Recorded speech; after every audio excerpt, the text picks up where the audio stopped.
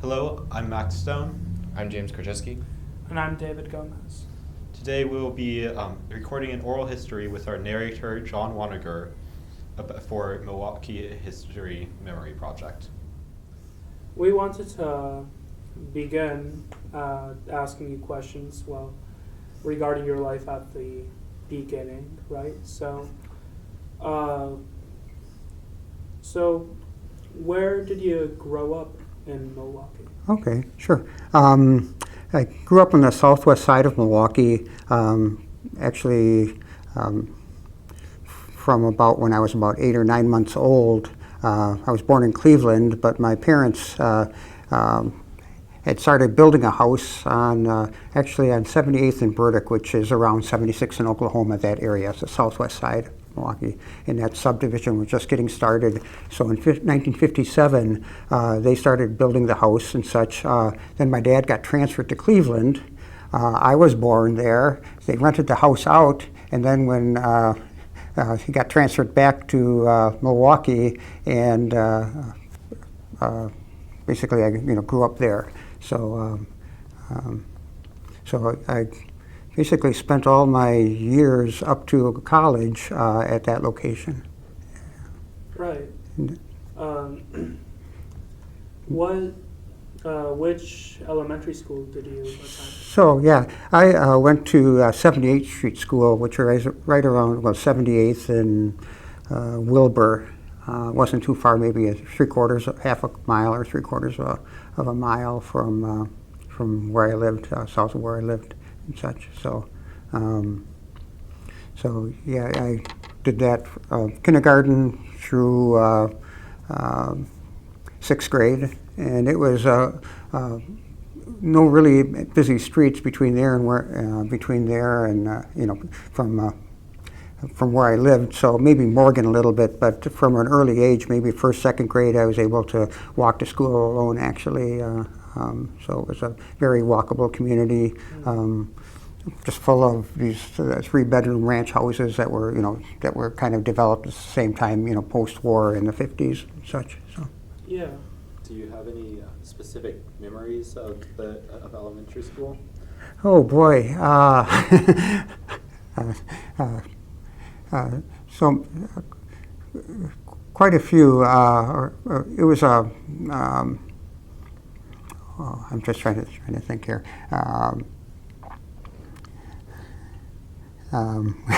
We had our principal at our elementary school was Miss Dix, and she was this older lady, and she was very kind of stern and such, and everybody was just really afraid of her. But it turns out she was a very, very nice lady and such. But you never wanted to, always wanted to behave, so you didn't get sent down to Mrs. Dix, Miss Dix's office and such. But it was just a lot of really nice years with, I like all my teachers back then. I'm trying to think of anything notable or exciting back then that we did. I remember at Easter time, we used to see these little bunny tracks made of like chalk or whatever that the Easter bunny came through and such. And remember towards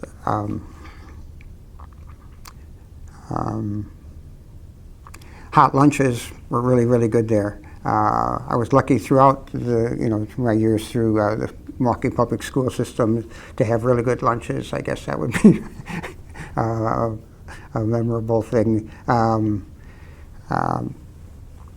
remember we used to get snacks in the morning at morning recess. We used to get milks delivered to the classroom and such, and that was kind of, I always look forward to that. I guess I was food driven back then.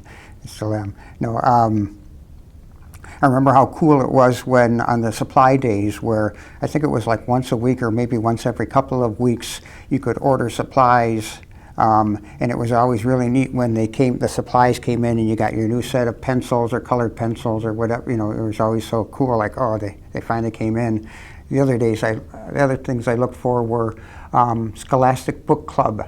like once a month or so often, maybe every couple of months, we'd get a flyer and you could order these books and such, and they were like 25 or 35 cents or whatever. So, I remember just checking off the ones and bringing the money in, and it was so cool when the books finally arrived and such. So that was always a memorable thing.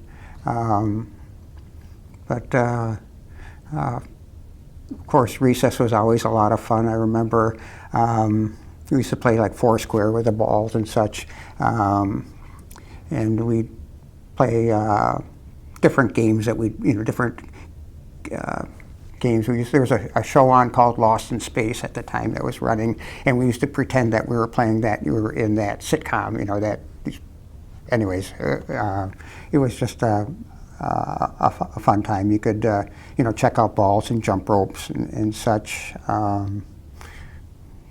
Remember when it got snowy or whatever, we always got in trouble if we weren't supposed to pick up snow, but if we did and we were throwing it, then we got sent down to Mrs. Dick's office and such. But it was, all in all, it was a really a good experience. It was a fun time for me. We did have a Cub Scout troop there, and I was involved in Cub Scouts there, so that was a fun extracurricular that we did and such. But yeah, it was a good time. So you mentioned that you ordered supplies at school, like school supplies. Mm-hmm. Was that where you got all of your school supplies? Or did you I don't think all of them, but actually,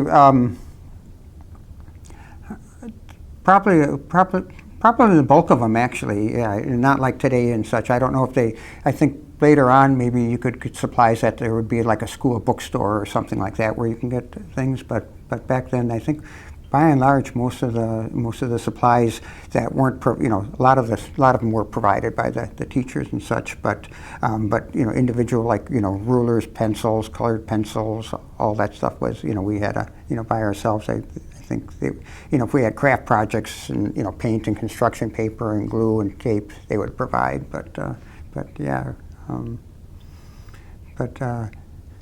it was a lot of fun. So I remember one of the projects that was really neat in maybe 4th or 5th grade was toothpick structures, and maybe this is behind my engineering career a little bit, but we got they let us over the course of weeks, I think, when we had free time, they would let us build these little toothpick structures. Basically, you set up a piece of cardboard and you start building with toothpicks whatever you want, some kind of model or structure. And we got pretty elaborate, and especially over time. And some of them really grew, but that was a fun little engineering project that we got to do. We had certainly I learned music there.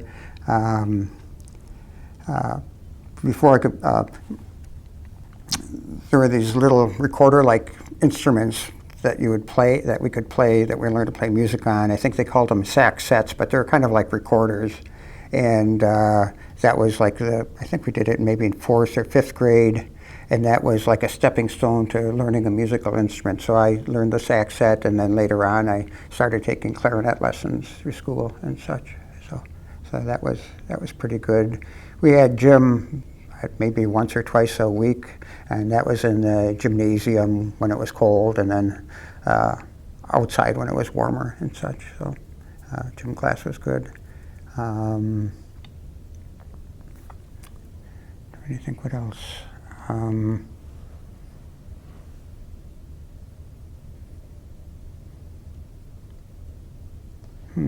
not. So.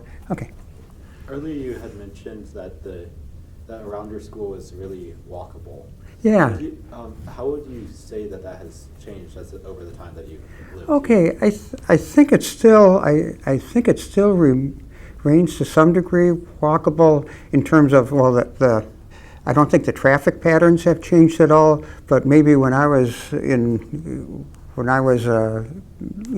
there and such, there used to be like a small store by 76th and Morgan called Mankey's, and it was a little corner grocery store, kind of butcher shop run by two brothers and their families, and it was, had wooden floors, and they would paint the prices of the produce and the specials and everything like that, paint them on the windows on the front of the store and the glass, but it was a good place to go for like penny candy and such. And the nice thing about it is we didn't have to cross any busy streets to get there. There were, not too far from there was Red Owl, grocery stores, Red Owl and Kroger at the time. There was a bowling alley and Taco Bell and McDonald's and, quite a few stores. And I think that's sort of the same. I think maybe some of the certainly the stores are different, but it's still fairly walkable there. I think you can still, get a lot of the things that you need, either by walking or certainly by bicycle and such. One of the things that's nice about there still is that the close proximity to, neighborhood playgrounds and parks. We used to go to McCarty Park, which is actually in West Allis, across, if you cross Oklahoma on the north side. It's about a half mile north of where I lived, I think, about. And there was there's a park, there's a creek that runs along through there. I think it's Honey Creek, it's called. But then it goes into McCarty Park, and there they have a lagoon there and swimming pool, and that's where I had swimming lessons, learned to swim there and such. And then sometimes we'd go there, ride our bikes there and just like hang out. I remember getting a lot of a lot of pollywogs and frogs and snails and such from the creek that ran through there. So that was just a fun place, especially for a kid. And in the wintertime, the lagoon was, would freeze over, of course, and then we had ice skating there, so that was a good place to come and hang out, and that was a lot of fun there. So like, kind of going on that same topic, what did you and the kids in your neighborhood like do for fun outside of school? Oh, sure. Street sports were, I guess, luckily our streets that we lived on were pretty much side streets and not much traffic. So we played like football in the streets all the time, especially in the fall, but other times of the year we'd always have only maybe not complete football games, but there may be 2 on 2, 2 or 3 on 3 or something like that, where you're going to kind of play back and forth. We'd also play like kickball kind of type games where we'd kind of make our own kickball games where we would draw with chalk different kinds of bases or places you have to go to and different creations of a game, and we used to play that. And at night we'd play kick the can and red light, green light, and statue maker and other games like that until it got dark. Until sometimes we'd have to go in when the street lights came on, and when we got a little older, we could stay a little longer and such. One of the things I always remember going to sleep to, especially when I was younger, when I was trying to go to sleep, is at St. Matthias had a drum and bugle corps there. St. Matthias is a Catholic school up by 92nd in Oklahoma there, and some of my friends who didn't go to public school, they went to St. Matthias. But anyways, you could hear them practicing late at night in the summer, and I'm trying to get to sleep, and you hear this going on or whatever, and it was just a sound of the summer all the time. It kind of got used to. What else would we do? We would. A big thing was, we used to play a lot with the neighborhood kids. We got together for other just little local goofing around, and a lot of times we would like hitch up all of our wagons together and make a wagon train and tow it around the block and such. We were lucky to have both sidewalks, so we didn't have to play in the street all the time. So that was pretty good. But there were quite a few kids quite a few kids even on our block and such to play with and such. But fun time that way. as we got a little bit older, we played more. Some of the football got into. We played more and more, tackle football and such. And even though we didn't have any equipment, so somebody was always getting maimed or hurt a little bit. But that was fun. We'd also have pick up baseball games and softball games. I had several of us, including our family, had basketball backboards, so we would have a lot of pickup basketball games too and such. We used to play Strikeout. There was a game with baseball where actually we played with I think like a sponge ball or a tennis ball, and you'd play it against, you'd make a target on somebody's garage door, and somebody would pitch and somebody would hit, and they would try to strike them out. But that was a pretty popular game and such.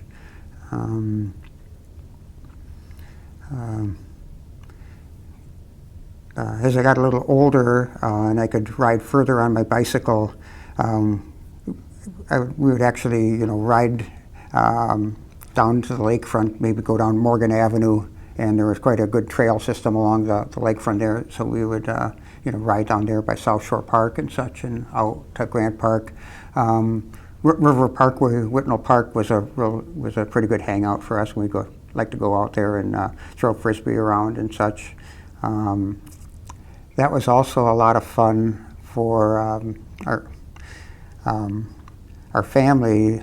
We had some friends out in Greendale, and we get together every Memorial Day, and we'd have breakfast out in the park. And our parents played bridge together, so we'd have a breakfast, and then followed by, they would play bridge together, and meanwhile the rest of us, our family, our kids, my brother and sister, and this other family's kids or whatever, would just go, running around in the parkway. And Root River, if you've ever been through Root River Parkway in Whitnell, it had an amazing network of trails through there along the river, and we were always getting wet and everything, and playing, a lot of kind of hide and seek type games and adventure play and such. So that was always a fun time and such. Later on, actually not later on, but my mom was a Girl Scout leader, and my sister was in Girl Scouts, and but meanwhile I was being younger and needing child care. When they did summer Girl Scouts out by Whitnell Park and such, would go out there for the day and spend a lot of time playing in the sandbox out there, and doing other fishing for crayfish and other things while my sister and my mom were out doing scouting things there. But I always enjoyed sandboxes and making little cities, and the best sandboxes didn't have bottoms. Sandboxes that had a metal bottom, it was very frustrating. It really wasn't like a sandbox. A real good sandbox will have sand, and it'll have clay underneath there, so you can even go a little deeper and such. But used to do a lot of sandbox activities, even when I was maybe even older, maybe 8 or 9 or 10 years old. I used to have a lot of Matchbox cars. It was just a little before kind of Hot Wheels were kind of starting to get popular, but I kind of started with a Matchbox car, and that was a fun thing to play with those in the sand or outside in the dirt somewhere. But so, what did your sister do, if you remember, of course? I'm sorry, what? If you remember, what did your sister do, for fun? Oh boy, yeah.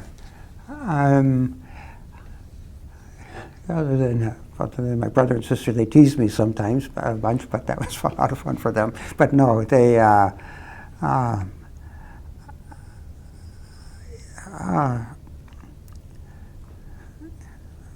trying to think at what, obviously she has her friends that she went and played with, but I'm just trying to remember. I didn't, our lives weren't too much together. My sister was about 4 years older, so probably she didn't want to hang around with me too much during the time. So I'm trying to remember some of the things that she did.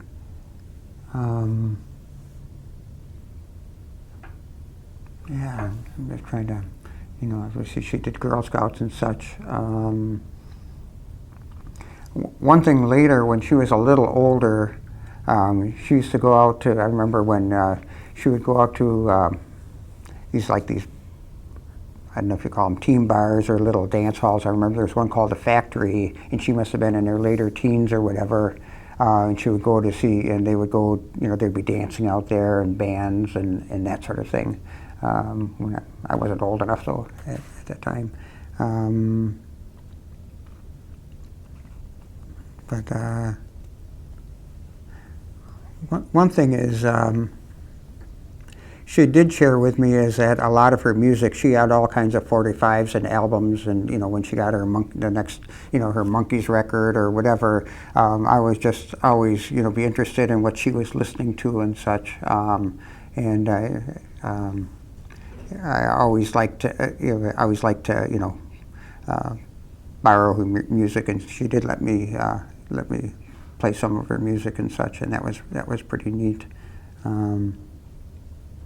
But really didn't hang around with her too much, other than at family functions and that sort of thing. But one thing that also did as a kid, on Saturdays, my brother and I would go out to the YMCA, and there was one, I think, somewhere around 70th and National at the time and such, and we would go out there and learn to do, I remember doing archery, and there was like a slot car club there, built balsa wood airplanes, balsa wood and tissue paper airplanes, took swimming lessons, and just kind of hung out there too. They had, pool tables and table tennis, and so that was a fun thing for Saturdays and such. I think my brother, he actually did BB gun shooting was a real popular thing there too. And that was a lot of fun.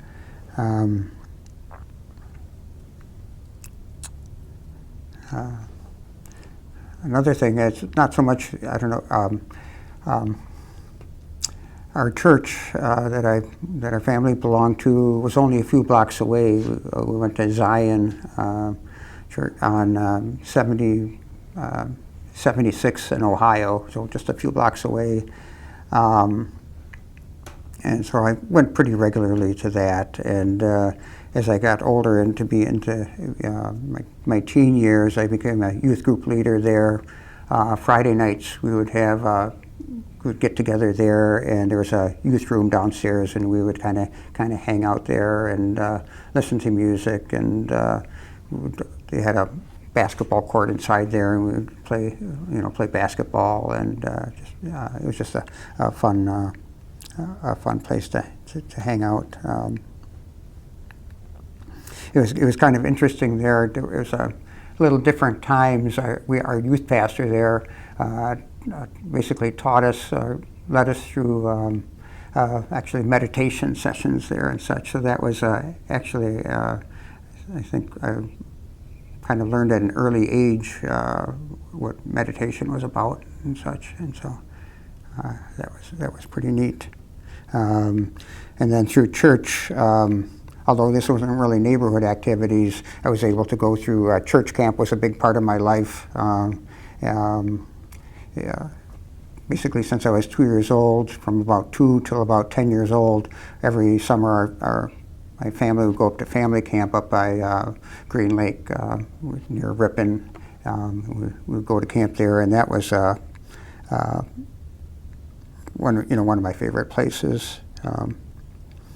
One thing that was kind of interesting growing up is through church, not our home church, but I'm not sure where my mom or my dad got acquainted with this other family, but there was a Dye family, and I remember they were up at church camp, and it was a black family, and they lived somewhere in the central city. And my parent, as part of getting to know each other, and I remember that sometimes they would come to our house, and sometimes we would go to their house. And I think my parents, we kind of, as far as beyond friendship, they also thought it was important for me to see, and for their other family to see too, how the differences that we had, how what people's lives were like, that. Opened my eyes a little bit, and I think, to see that everybody didn't have the same, some of the same same opportunities that we had, and so that was kind of eye-opening and such.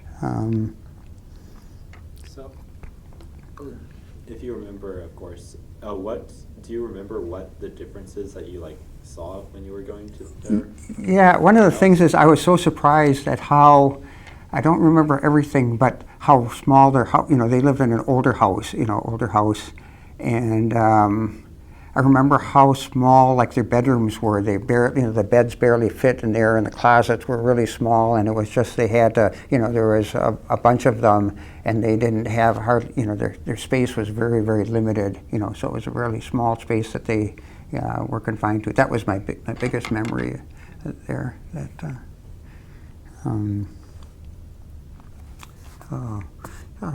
Another probably large part of my life, from about 7th grade through high school, is I had a paper route, and just from about the time I turned 12 then that's the minimum, that's the age you needed to be to get a street trades permit, until just weeks before I went to college. I had a paper route. So for 6 years, basically, I had a paper route, and that was something that I'm real thankful for. Both money gave me spending money, but I think it just taught me a lot about people and myself, and about diligence and showing up. And but I started with a route around 92nd Street in Beloit, and it went all the way up to about almost to 80th Street. It, followed Beloit to Oklahoma to 80th Street, and it had some single houses and a lot of smaller apartments and duplexes and fourplexes. But then as they started building apartments on Oklahoma around between 77th and 80th and along there, my route expanded, and then ultimately they built 3 senior citizens housing units, 79-unit housing units, and I got customers there. So basically, I kind of sold off the other part of the other part of the route, and just had those 3 buildings. So I had a very large paper route, about 180 customers on Sunday, and about 150 during the daytime. But so it was really nice having those 3 buildings, and just interacting with a lot of older folks and such was really really a treat. I'm just appreciating it more and more, thinking about it. Even at the time, I appreciated it. It was always fun. They were making treats for me, and they would kind of want me to come in and sit down, even though I couldn't really spare the time. They would be making something, and for a lot of them, that was the big part of their day and such. So that was pretty good, and it was really good money back then. If you can think of during the 70s, towards the end, I was making probably over $50 a week, which was a lot back then. So it was pretty good money, but the downside of it is I couldn't do a lot of the things after school very easily, or if I did, I went out for football for 1 year and golf for a year, but I would have to I'd have to pay somebody to do the delivery, and then I would do collections. I'd collect money from the customers on Thursday and Friday evenings and such. But the route, during the paper route, I spent a lot of time, obviously, just by myself, and to have that time to think about things or whatever was kind of probably impacted the way I am today even. So you said that your paper routes taught you about people. Yeah. How did it do that? Oh boy.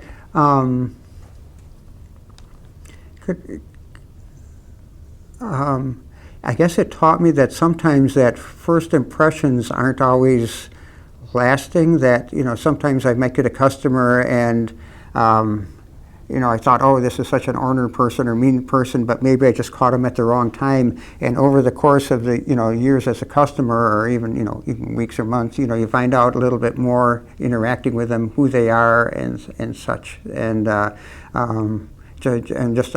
just had a lot of really, really sweet people,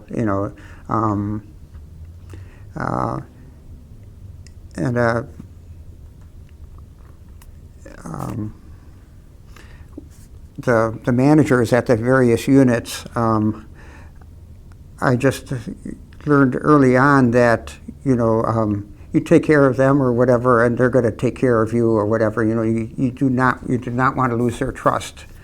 And I thought that so I'd always really bend over to try to, that I recognize that their trust or whatever, that, I did not want to lose that. So it, forced me to be a better, not that I was a bad, but you're just mindful about, the diligence of doing a good job and working, and that work ethic, and that,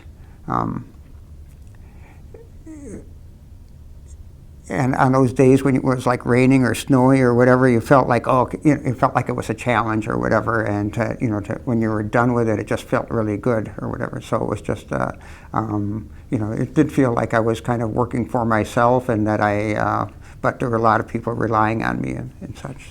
So it was,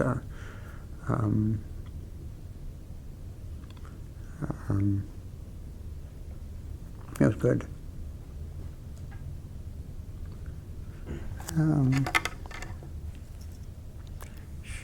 Trying to think. As you kept getting older, like,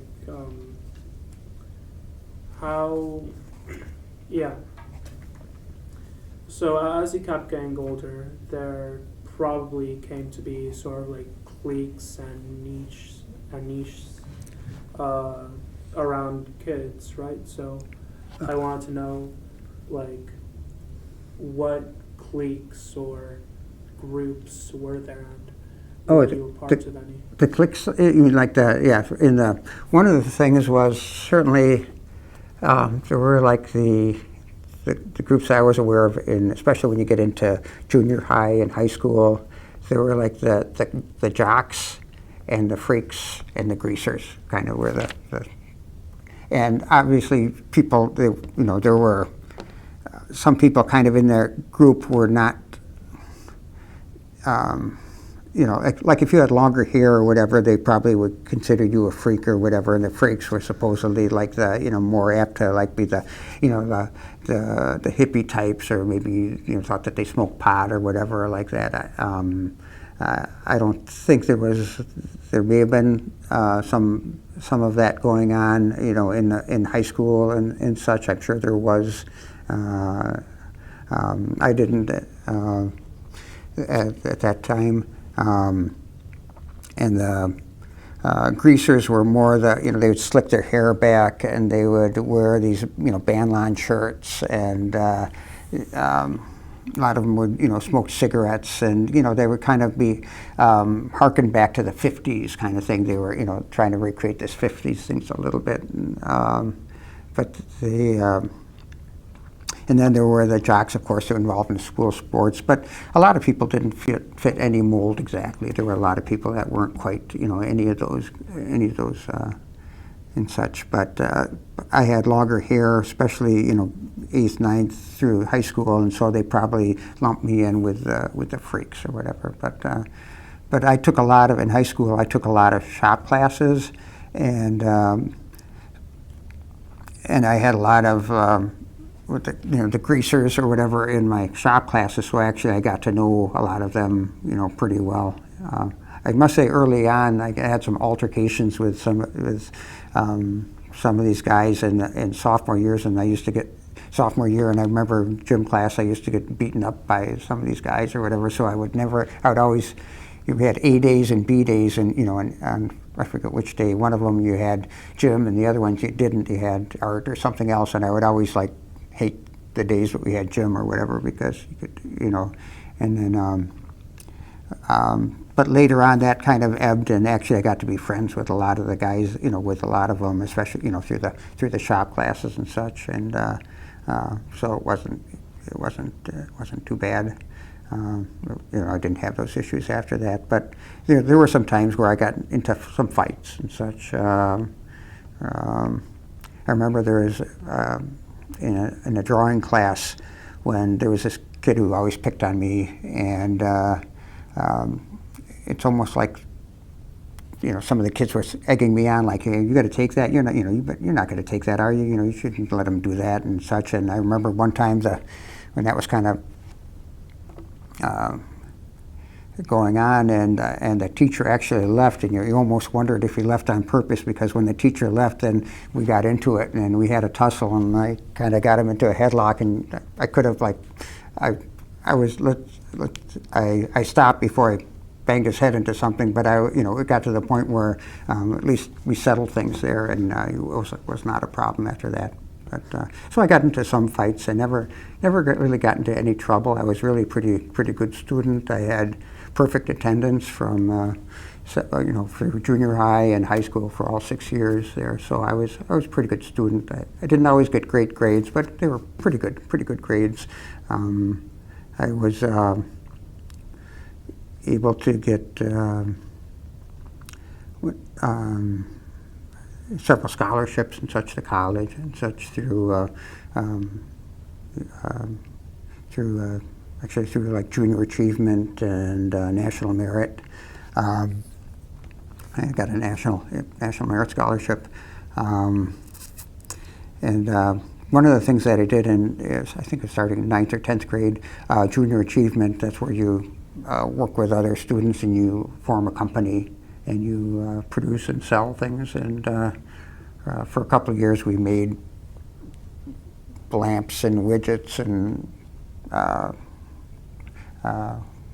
wall hanging things and such. And in my third year, our company actually was sponsored by TV6, WITI, but and we had a TV show once a month. And it was a talk show on it was aired on Sunday afternoons, and different topic every month. But I remember one month it was on music, and my brother, who was a DJ at some college station, we picked him to be the host for that particular episode, and we had Bob Reitman we had him on the show. And that was kind of a neat thing.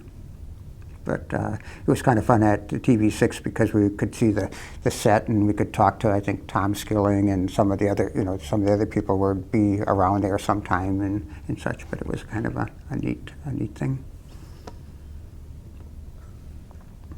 So, how would you say that your time in the junior achievements has shaped you? Oh, I think it certainly gave me, I guess, more confidence. It was, there were things that you would work up to in junior achievement. Certainly, you wanted to be, it would be good, it was kind of cool to get a position in the company, and so for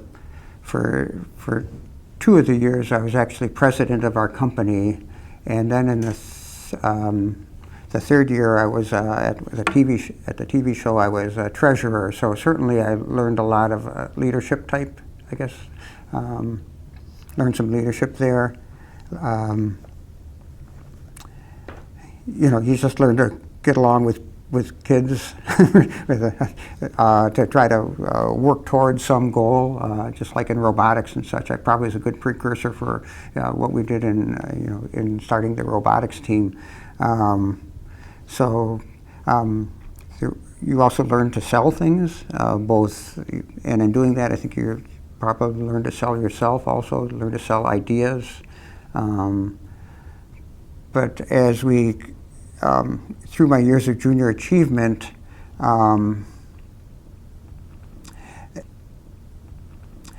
as you become more confident in such, you learn to we learned to lead workshops at conferences and such. One of the big things, in junior achievement, would be to go to trade shows. But then from beyond that, we would actually go to conferences where we'd go up to Fond du Lac for I think they call it BAJAC, the Badger Area Junior Achievement Conferences, or NAJAC, which was a national conference in French Lick. So you got all these students coming together, and at these conferences, I would lead different sessions, different workshops and such, and so that was just felt kind of cool to be able to do that, and such. So it was a good learning experience. Do you know if this was a common thing throughout high schools, or was it something that your school did? It was fairly common, and I'm not sure if every high school did that or not, but it was a lot more common then. At the trade shows that might be held like at Southridge or someplace like that. It was quite busy with a lot of the different high schools in the area doing it. So I think it was just more common then. So. Okay. Well, since we're in high school, I remember a while earlier you talked about the teen bars. Oh yeah. Did you go to any of those? No, I didn't. No, so I'm not. But it was kind of through my sister, because she was cool. She was 4 years older and such. So, but I just remember the music that and some of the she liked the Turtles, and the Robs were like this local group, and New Colony 6, and there was the Crying Shames, but there's kind of like I guess they would call it the British invasion then, but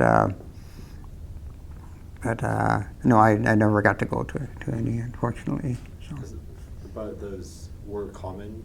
Were those still common for teens? I don't think they weren't. When I got older, it was not as common. So I don't know, if they finally lost favor somehow, or if there were problems with them. But yeah, I really didn't have that option then when I was, older and such. So it would have been neat. But I do remember though, my first dance was actually at a campground when I was probably in 5th grade or whatever. There was they had like a teen center there, and I remember dancing at. I wasn't too old, as a 10-year-old. I still remember a lot of the music from that time and such. Dances were pretty popular, and the neat thing about the dances there was live music. There was a lot of garage bands back then. There was a lot of CYO dances, and I think that's Catholic Youth Organization. So it was a good fundraiser. So a lot of the smaller Catholic school, like St. Matthias, St. Greg's, and such would have dances, and it was cool. Cool to have the live bands there and such. So it did a lot of dances. So that was pretty good. Okay. Sure. So, do you think that high school prepared you for, like, jobs? Do you think it was, like, more meant for jobs than it is in the current day? I think back then, probably back, not necessarily for my situation, because I, went on to college and engineering, and, it prepared me a little bit for, I think it was fairly rigorous, I think, for the math and the sciences and that sort of thing. It wasn't maybe not as rigorous as like Marquette High is, but pretty good there. There were certainly different. There were different tracks of education as far as if you. You could take higher level, kind of like like they didn't have advanced placement back then, but they would have a higher track or whatever that you could, so you could take more advanced classes and such. So that was pretty good there, as far as I think it prepared me pretty well for my engineering classes at Purdue and such. But for kids that didn't go on to school, they had like a lot of cooperative education where they would take maybe half of the day and they would work in business, businesses and such to learn business skills, and also for industrial education. I think there was a lot of better, you probably could not go directly from, you probably needed more tech training, but at least they had like the shop classes and the automotive 1 and 2, automotive 1 and 2 and tune-up and electronics classes and such. And I think those got you to the point where you could, with a little more education, get a trade type education, get a trade type job and such. So, it was pretty good to have a school that had, machine shop where you could learn, woodworking, metalworking. There's a small foundry, but just all the, having the electronics classes that I took prepared me really well for engineering, because you not only knew the theory and the science or whatever, but you had the the hands-on experience, and not having, I think you don't have that at many of the schools today, certainly not at Marquette. So I think that's where something like robotics would be doing exactly what some of these classes would do for me. Robotics did that, and then some, and a lot of other things, but certainly it got me doing hands-on things. I did a lot of projects in my junior high and senior high years in the basement. I didn't have, I wish I would have had robotics back then, and, has an outlet for it, but I built a lot of loudspeakers. I sold some of them. I built little power amplifiers, but I did a lot of, soldering of different projects, and a lot of fun stuff like that. So then, do you think college furthered upon this sort of experience you had in high school with all of that? It did. In some, certainly I could take my electronics and some of my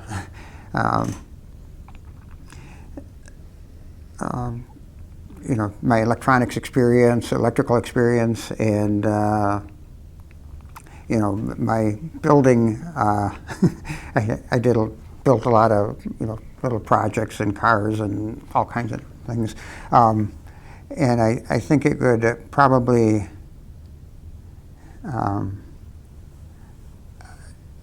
thought, well, maybe I can make a career out of this and such, and so I it did take me a while to get through engineering school at Purdue and later at Madison, because I had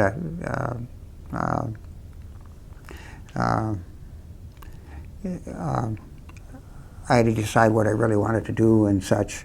But one of the things in my education is I was able to work on campus in some of the electrical shops and the machine shops and such. So a lot of the work or the skills that I had from high school, learning them in high school classes and such, I was able to keep going with it, and I also got to know a lot of the professors and such that way, and a lot of the people that worked there. So it really got me engaged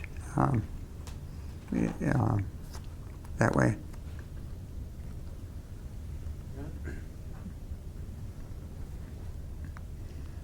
For sure. So after college, what jobs did you pick up? What Okay, did you do? sure, okay. One of the first jobs that I had was at AirLogic Power Systems. And they made in Milwaukee, and they made machines for leak testing, milk jugs and a lot of things, a lot of things that were like plastic molded parts and such. But I had a friend working there, and he told me they were hiring, and so I went there, but it wasn't very good pay. But but I probably worked there for 4 months or so while I was looking for other leads and such. And then I got a lead down in at the J.A. Case Company down in Racine, and that was at the test center. And so I started working there in fall of 1983, or end of November of 1983. And it was actually kind of even though I was an engineer, I wanted to get, they had a position that was pretty good money. It was actually like a technician position, but I wanted something, but I would even take that. So I took that job, and when I got there, my boss had me basically put me to work washing walls and painting, and like, what am I doing here? But I had, and in this test center, there was a lot of, they ran diesels and everything, so everything was covered with soot. And some of the workers there were kind of like, they felt a little sorry for me, like, what are you doing? Why you shouldn't be doing this or whatever. But I didn't care. I was just happy to be working. I was getting good money to do it, and I just wanted to, respect my boss. Whatever he said, I'll do. I just wanted to show loyalty and such. And so that work went on for about a week. But I think through that week and afterwards, it just showed him that I was willing to do what it took, whatever was required of me. And we developed a really good relationship, and I think he was a really, really good mentor for me in the time ahead, through my career. I mentioned that's at a test center, and we did after I learned to wash walls and and paint there or whatever. Started to actually work on testing items that came through there. If there were stereo radios that would go in a tractor cab that would have to be tested in a dust chamber, or maybe we had to do cold starting of tractors in a cold room or something, but we were given different things that we would have to test and destroy, basically. We were given, starters, and you have to run them through a test process where it would be accelerated testing, or it might be electrical harnesses, and you'd have to check them for how much current they would take before they would, start melting and such. But it was a lot of fun. And then one day, they were asked to make to improve on some testers to test the tractor cab before they put it onto the vehicle, and they wanted to test the circuits. And they had this manual tester before with switches that would energize parts of this electrical cab. And they asked the electrical, they asked our department if we could come up with a better way of testing. And so my boss, he got some help from an engineer in Tenneco owned, from Tenneco. They owned Case at the time, and he came in and he brought a computer down and he showed me how to program computer languages, and he talked to me about data acquisition and such. And anyways, basically I learned, I did some programming in college, but not too much, but basically there I kind of learned programming and how to build test stands. And that was really, really fortunate, because I was laid off after a few years working there. Times I was only a contract employer there, and they had to get rid of all their contractors. And but meanwhile, my boss's department still had to produce these test stands for manufacturing. So lo and behold, there was a tool and die company that he had a relationship through for helping us build. They provided some of the structure for some of these test stands. We got a little bit into doing transmission testing and such. But anyways, Titan, he had a relationship with this Titan company, and he asked Titan to say if they would be willing to take on these new projects. Myself, there was another fellow, Jerry, who I worked with. If they would take us on, they could finish off the projects and get the money for the projects and such. So they agreed. I started working for Titan. The projects got finished. I had a job. He had the projects taken care of or whatever, and Titan had a new business. And now, that was 1987 when Titan hired me on, and I'm still working at Titan, and it's no longer a tool and die company, and we're still doing those stands that we started doing, we're still going to, so that actually was a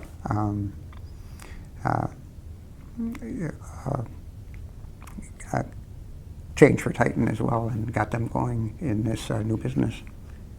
So, jumping back quite a bit. I'm sorry, there's a lot there. There's a lot. It's fine. Jumping back quite a bit, like this, when you went back to Milwaukee for the lead testing job, was there anything that like you noticed had changed in the past 4 years after college? Oh boy. Yeah, to the going back to the neighborhood and such. You're saying that. Yeah, I don't. It just seems that it's maybe. I don't think it doesn't feel as affluent as it was when I was growing up and such. I think there were a lot of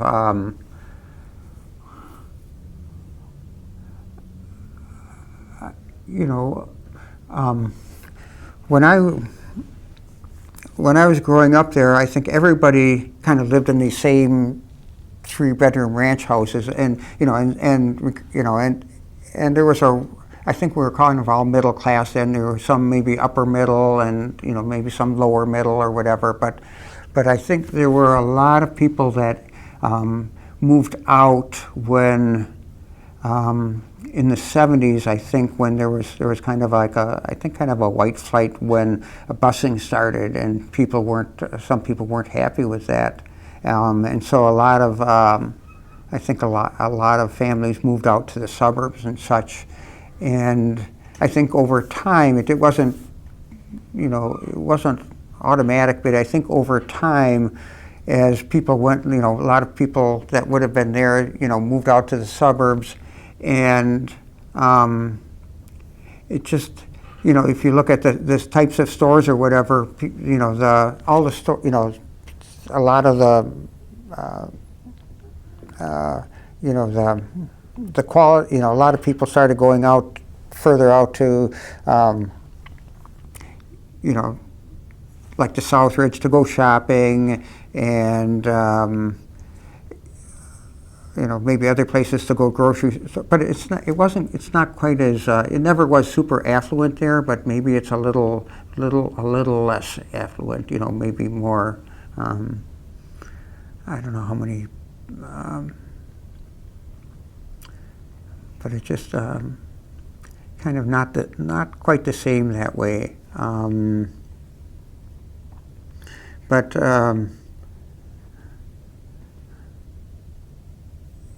Yeah, you probably don't have the same variety of stores there that now that you had, before and such, and more people are going, out further to go, to do their shopping, and maybe going more towards, malls started taking over, even though they're not so strong today. But, when people shopped locally, a lot more locally back then, maybe.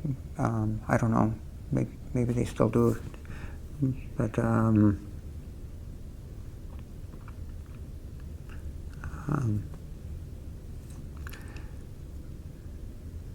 I think, but it's, by and large, the neighborhood still looks good. People take care, I don't think it's really, gone downhill or anything like that. But I think, shopping-wise and such, it's not quite the same. I'm not sure. Then my other question is, during our pre-interview, you gave a interesting anecdote about a meat shop, I believe. I'm sorry. A meat shop that was. Oh yes, yeah, Mankey's, yeah. Was that during this kind of time period, or? Yeah, well, so Mankey's, I'm not sure when they closed up. Probably, maybe it might have been when finally when I was in maybe junior high or so. But yeah, it was a little store. At one time, they had like a little gas station there, but that had closed down before I was, before I started going there. But that was always just a fun place to go to get, and they had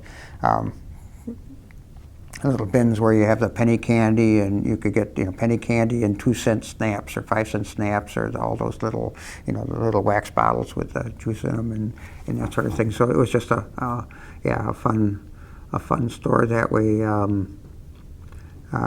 And we would also get, you could always, we didn't, but our families could, shop there for other things. I don't think they did the bulk of their shopping there, at least not not my family and such. But if you wanted good meats and such, that was the place to go. But I remember just the wooden floors, and I don't know if they had. I'm trying to remember if they had like sawdust in the back or not. I don't remember if they did or not. But it was still old school kind of store. So. It was, trying to think of other things. We can go back to Sure. back to where we were before I That's okay. Okay. interrupted to talk about Milwaukee when you got back from college. So, I believe that when this was just after your project was acquired by Titan. Oh, okay. Yes. Yep. Okay. So yeah. So actually, right. So okay. I think I mentioned that I started in at the Case Company as a contract employee in '83. During that time, I had been dating Susan for about 3 or 4 years. Yeah, well, since 1980. Yeah, and then we got an apartment in Caledonia and were married in 1984, St. Patrick's Day in 1984. And that was that apartment was in Caledonia, right off of near 6 Mile and Highway 32, not too far off of there. And got an apartment there, and we lived there until spring of 1987. We decided to build a house in a subdivision in Oak Creek. And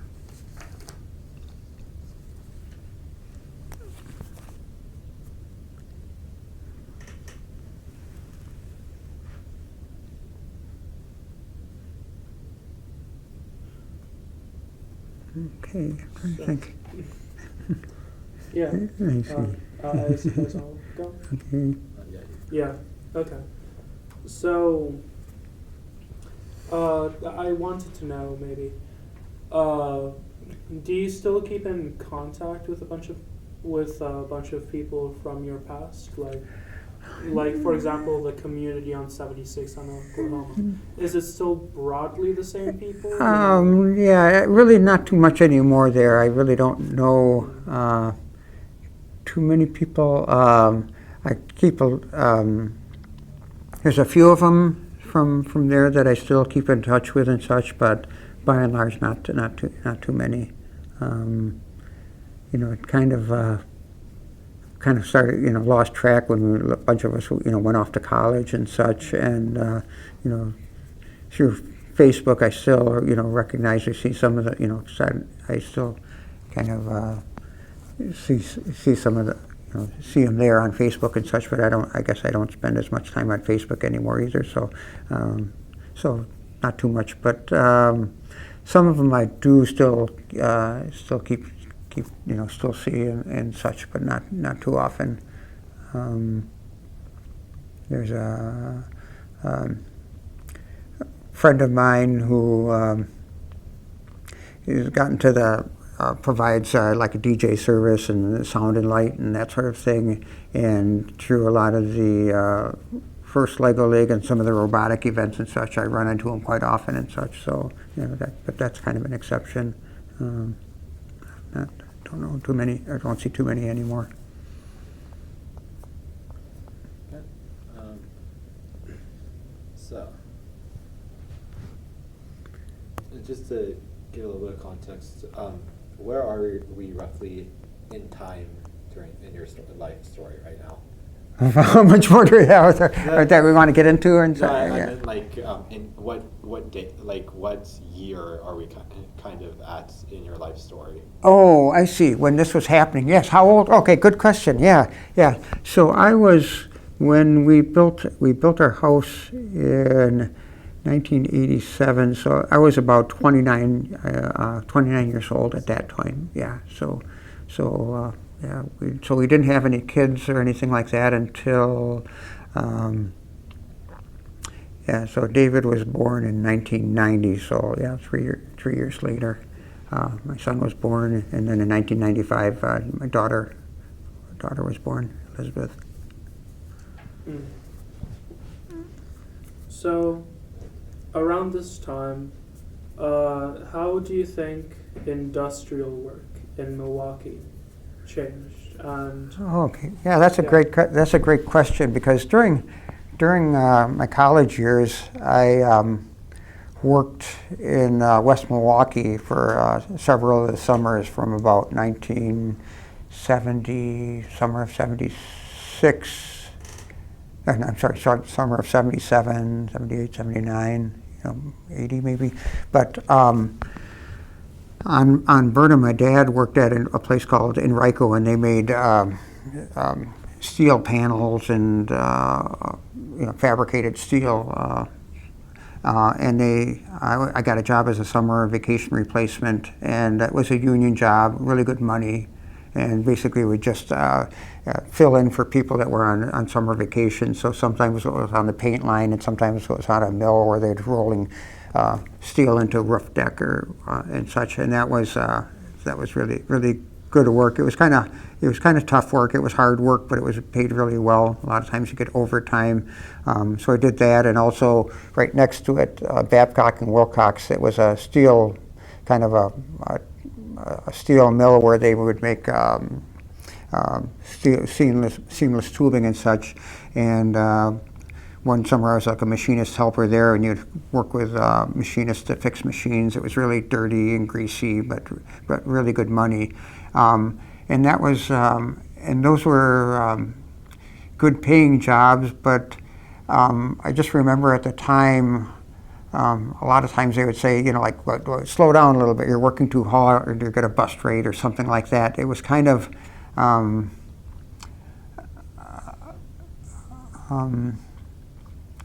there is, I guess, kind of, anyways, those places they closed down not too many years after, and I think it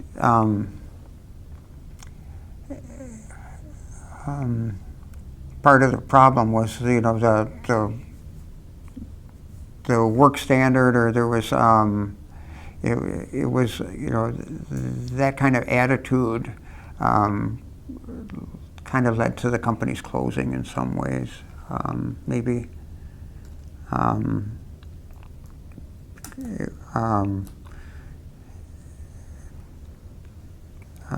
today those companies are no longer around. If you go to Burnham Avenue, it's a whole different place. You might see there's some of the malt silos are there. I'm not sure if Frederick Malt is still there or not, but a lot of the companies are gone and such. And but I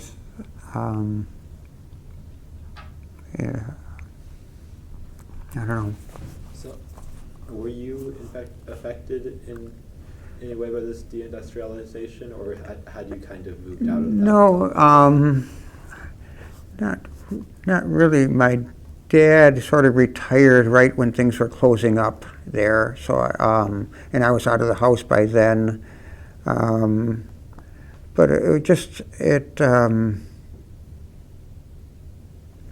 But it was just really strange, just the way that the nature of that whole area really changed when things closed up. You just wouldn't even recognize it. You don't recognize it today. It's a whole different area. So, I'm sure when those places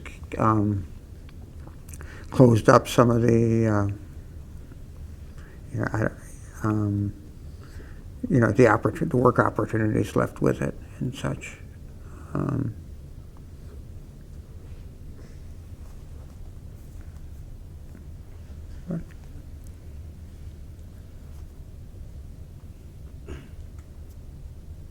Right. So,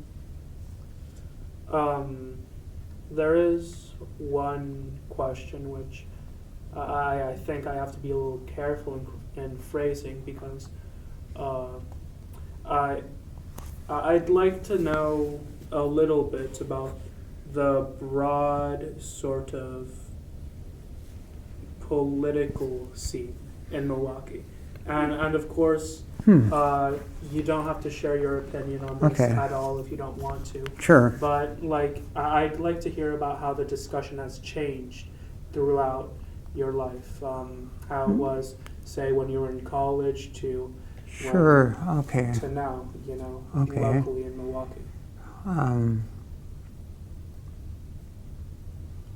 It's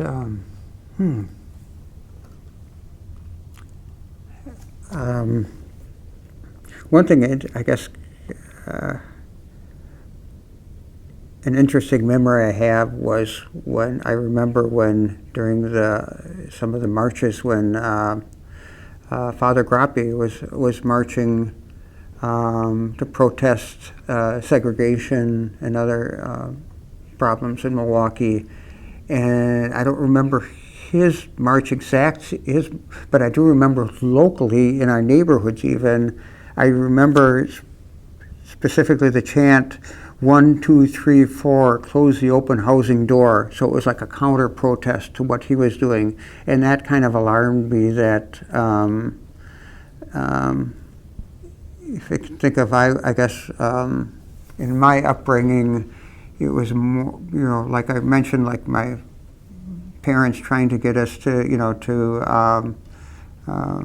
share experiences with those, with a black family that learned in, central Milwaukee.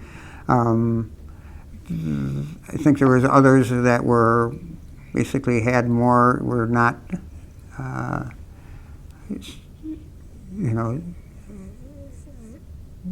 maybe didn't care to have, people of other races or people that weren't exactly like them, living in the area and such. And I think that was probably pretty prevalent, especially in our neighborhood, in our area where we were. Not everybody, of course, but I think there was, like I mentioned, when busing came, there was a lot of people that left the area, and I had friends that, their families would move out to, to New Berlin and other places and such. So, politically, I think it was, mixed. I think, but I think there was, growing up there, it was pretty much, there were not a lot, it was fairly, fairly white through there. I, knew some kids from, not many black or Hispanic kids where we were. I think that's changed now and such. I think it's diversified now, but it was.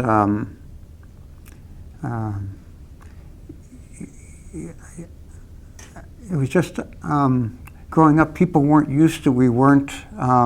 We were pretty segregated there, and a lot of people just had no idea of what it would be. Of other. Of not what it would be. Of what it was to live with. Other culture, other people that were. With. Different ethnicities and such that way. So I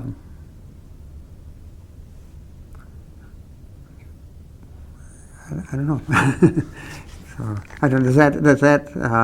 I'm trying to think. Politics-wise, one thing I think Milwaukeeans, I think they always kind of. There were a lot of people in Milwaukee that we valued the park system. We thought it was really good, and there was a kind of a term. I thought there were kind of a lot of us were sewer socialists. I think they even coined the term where we didn't mind paying higher taxes, but we wanted something for that. If we I think most of us really liked the park system, and we felt Milwaukee was special for the parks that we had, and we had good services, police and garbage protection and such.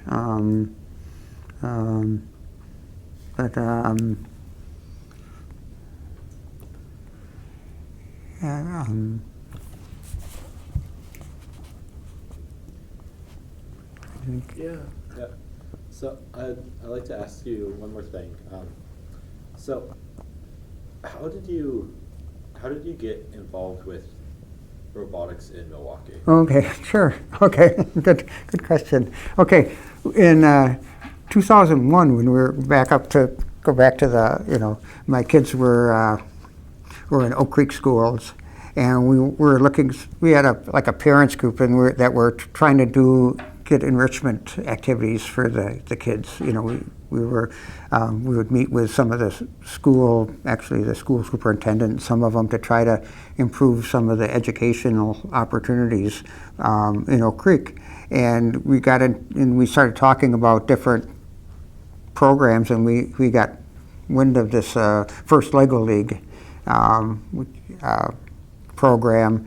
And so in 2001, we actually, my wife and I, we decided to start a First Lego League team, and with some of the kids from my son's friends from school, and some of the kids of the parents in the group and such. Since we started a team in 2001, and we in 2002 it grew on. We had more kids, and friends of friends, and we actually had 2 teams. And then later on, 2003, my daughter, she got into it. And anyway, so we kept on having several teams up until the point where my son was going into 9th grade, and and he decided he wanted to go to Marquette High. Okay, back up a few years. At one of the events that we went to, like a world festival in 2003, that's where all the FLL teams from around the world would gather. And this time it was like the first one, it was in Houston. And at that point, they also had the FRC, the first robotics competition there. And my son and I, we saw all this going on around us, and we just knew that we had to be part of it. So go forward to the years where all of a sudden he's a 9th grader going into Marquette in 2005. And this was it for no more First Lego League, but he wanted to continue on, and this was our chance to think, well, maybe we can start an FRC team. And so we talked to some of the people at Marquette, and we learned that there had been a team that had started up there a few years ago, but only lasted about a year. And we talked to a few of the people there. One of the students who had gone through there, and anyways, I'm trying to remember his name, but anyways, I talked to some of the people at Marquette, and then talked to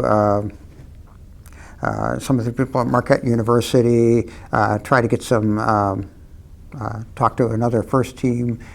Anyways, we got some resources. We try to figure out a way, and we in that fall we decided to put an FRC team together, and we started doing some little VEX projects in the fall to get the team doing something or other, and that was actually pretty successful. We and then that spring of 2006 we had our first FRC season and such. But I don't think we talked to there was a friend of John McDermott at Marquette, and he had time. He worked at Rockwell, And so we ended up, getting a sponsorship from Rockwell, and actually, he one of our mentors too. After not that first year, but later on, he was able to provide one. Bob LaPerriere from Rockwell, who was a friend of John McDermott, and he helped as a mentor in some of the early years. But all we asked for it basically at that time from Marquette was to let us do it, and they provided kind of a closet for us to put our stuff in, and eventually the third floor gym. And we were just hoping that we would try to went out and got sponsors, and got some parents to help mentor. But it was